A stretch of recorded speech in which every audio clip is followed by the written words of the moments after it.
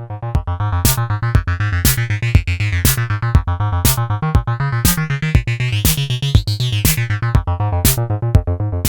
once again, it's Matthew here from MatthewNorthMusic. Thanks for watching my latest video.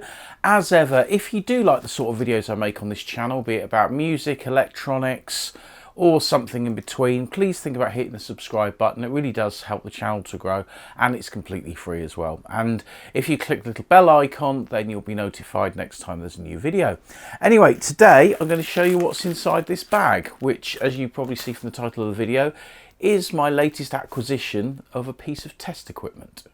Now, I bought this from eBay and I got it from a UK seller, and I actually got this for less than £20. So these things are, you know, pretty cheap. So we'll just pop that in the bin, because you obviously can't recycle any of that.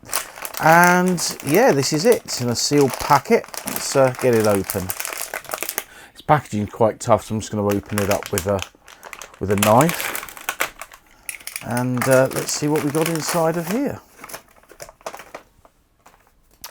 There we go. There's our function generator. It's in a fairly sturdy box. We've got a volume control on the side for the amplitude, and the output comes out on this BNC connector. So we also got this, which is our charging cable. So it runs off 5 volts DC that can charge off a USB connector, and that really is it. Quickly then, I'll just switch it on to see if we've got any power on this, or if it needs a charge first. And no, not a lot's happening. So what we're going to have to do, we're going to have to give this a little bit of a charge. Now, while the function generator was charging up, I just decided to, while I was out in the shed, do a bit of work on this. Now, this is something that I'm going to feature in a future video. It's a clone of an Electro Harmonix Deluxe Memory Man, and as you can see, I've managed to get on quite well with it. I'm waiting for a couple of capacitors, and then I'll solder in the pots, and then I can whack the chips in and be able to start calibrating and testing it. And then I'm going to do a review and a demo of it on the channel. But what's also quite nice that I've recently acquired is what this is connected to, which is just down here.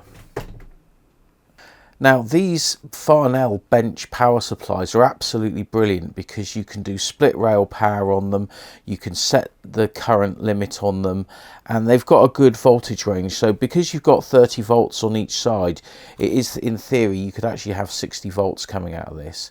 And you can pick these up quite cheap on eBay. I got this one for about £75, and it's the same power supply that I used to have on my bench at college. So really pleased to have got one of these, and certainly if you're doing home electronics, I would recommend getting one of these. Anyhow, back to the main course, and this is our function generator. I've just switched it on and it's all powered up. However, if I unplug the charger, it goes completely dead. Now, whether this is because this needs to be charged for a very long time before it's first used, I don't know, or maybe it's just got a dead battery. But I did spot something that I didn't actually bother looking at, which is its instructions, which are in this packet here. Apologies for the untidiness of my bench, but let's have a look at the instructions and see if it says anything. And we might find something out.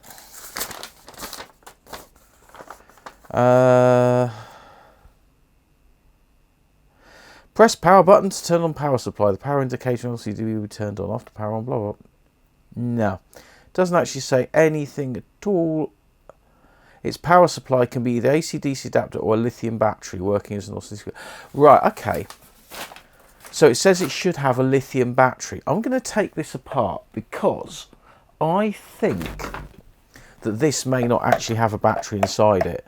And because when you buy these things, if it's got a battery in it, you normally have to say so on the shipping, and this didn't have anything about a battery on the shipping. So I'm wondering if this doesn't actually have the battery inside, which, if that's the case, then I don't actually mind, because the thing with batteries is, you know, they do wear out after a while, and it's no problem at all plugging one of these into a, you know, USB power supply. So let's take this apart and have a look and see what we've got inside.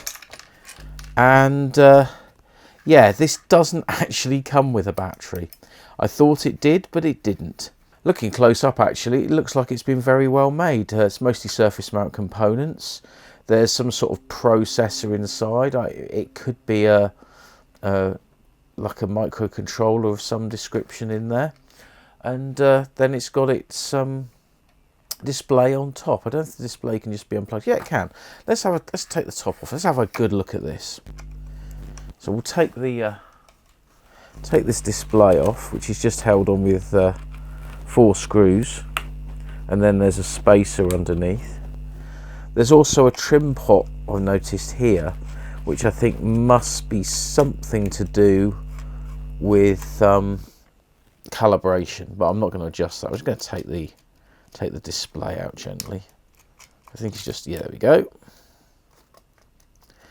And yeah, we've got a chip there, which I can't quite read. Just put me glasses on, and it's yeah, it's an 80 mega.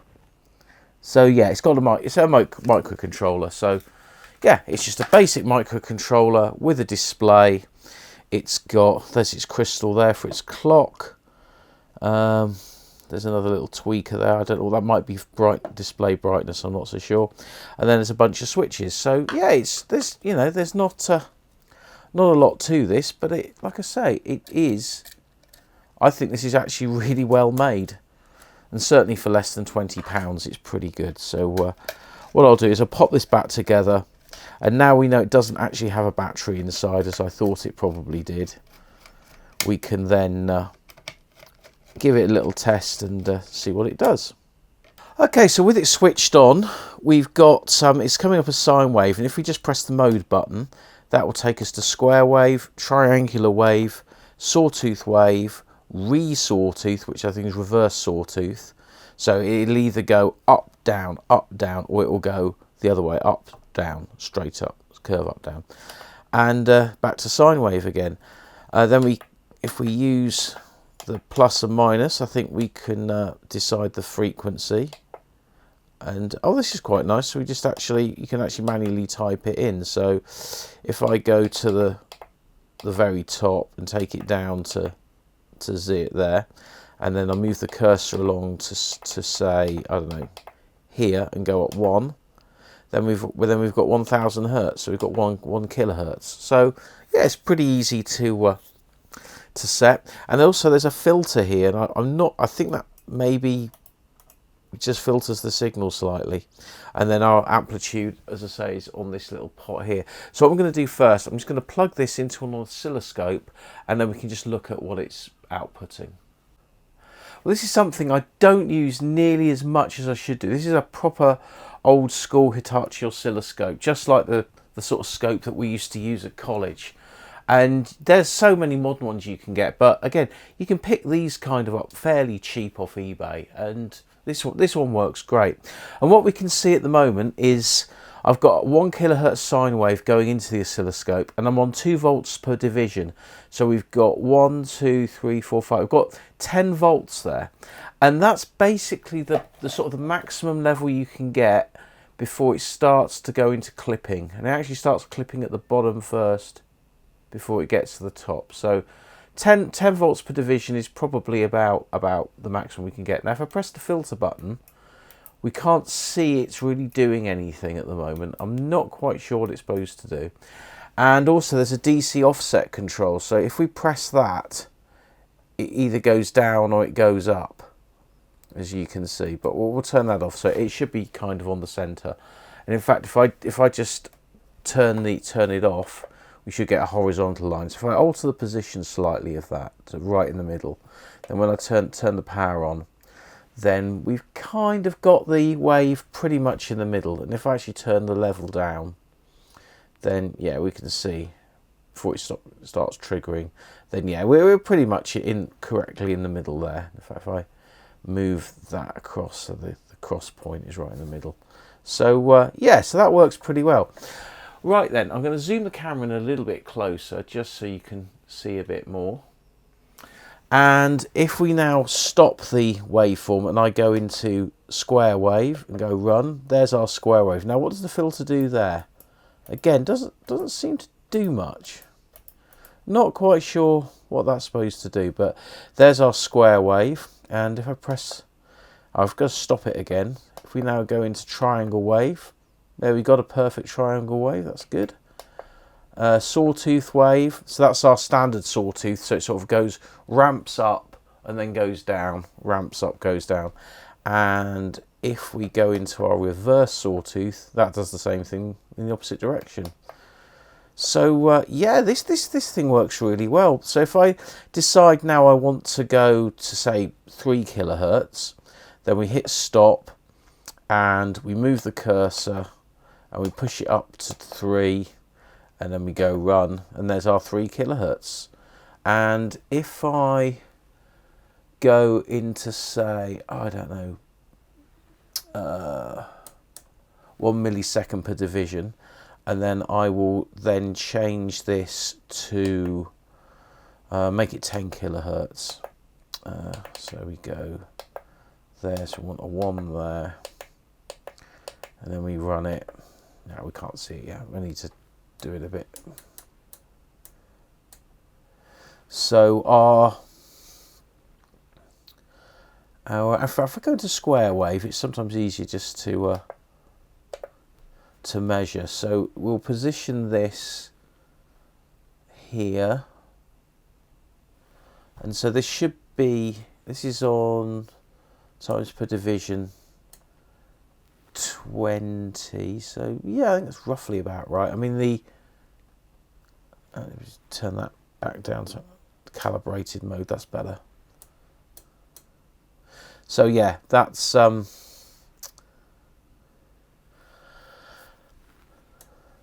that should be correct now.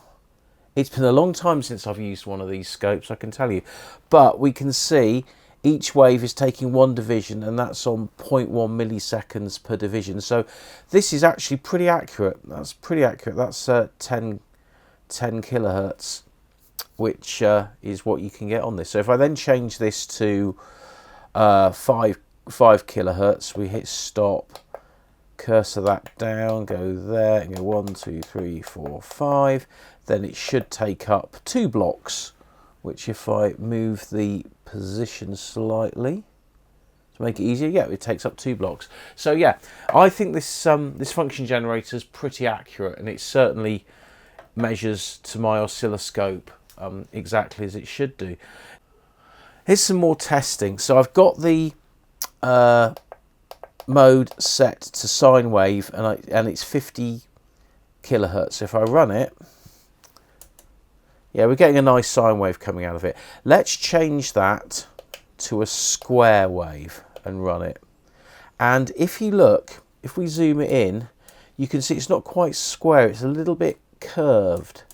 So I don't think it likes doing square waves at those sort of higher frequencies. If I stop that and I then do something silly like 250 kilohertz and run it,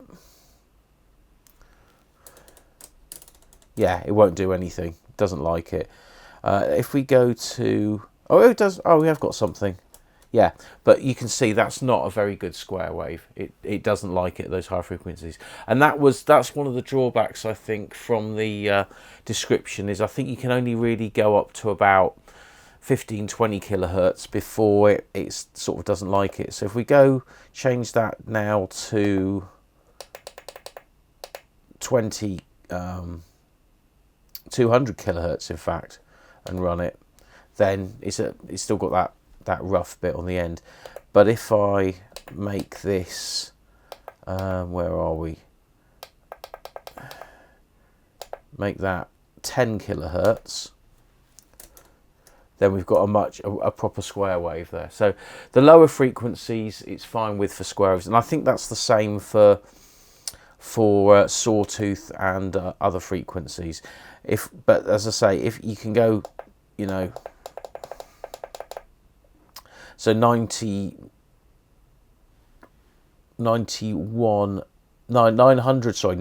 kilohertz triangle wave, doesn't like it. It just comes up like a weird looking sine wave. Whereas if we run it as a sine wave, then yeah, it's quite happy with the with it as a sine wave. Although the intensity on my oscilloscope is going a bit dark. I think it does that on on higher frequencies. But yeah, if we stop that and we go back to, say, triangle wave, and we go down to what it's specified at, which is, say, that's I think it's good for 20 kilohertz. So if we run that, then yep, sine wave at 20 kilohertz, no problem. Sawtooth, yeah. Reverse sawtooth, yeah. And square wave, yeah. So let's try and do 23 kilohertz. Yeah, and it starts smoothing off. So yeah, as the specification says, up to 20k with any frequency is fine, but if we're going up to higher frequencies, you can only do the sine wave. Now I'm curious to know what the sound is like coming out of this. So what I've got next is my little speaker. Actually, if we get this at a really low frequency, so I've got this running at 20 hertz, this is our square wave, this is our triangle, sawtooth, reverse sawtooth,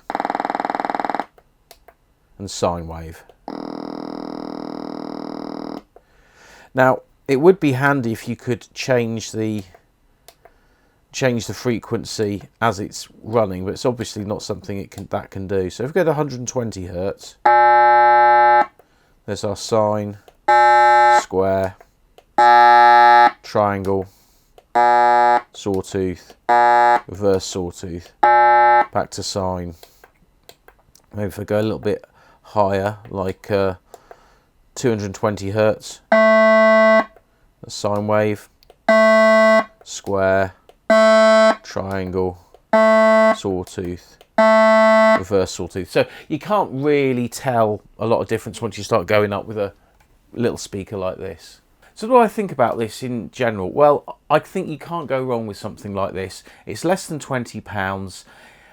It does need, if you're using it for high frequency stuff, which you probably aren't going to, it might need a slightly stronger power supply than I've got it plugged into. But that's not really a problem. I'm always saying low battery again. Switch it back on, see if it corrects itself. Yeah, so probably one of the sort of like power packs that you use for charging your phone, that kind of thing, might be more useful to this. But as I say, it's, you know, it seems to be working quite happily for what I want it to do, which is basically to generate audio tones for testing equipment. The level is good. You can get up to, you know, a good 10 volts peak to peak out of this, which is absolutely fine.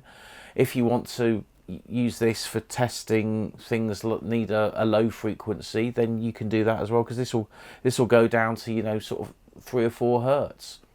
But yeah, otherwise I think this thing's great. You know, it's less than 20 quid.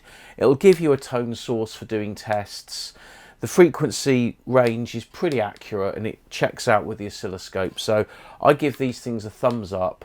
And if you're looking for a function generator for your home workshop, then I would definitely recommend this.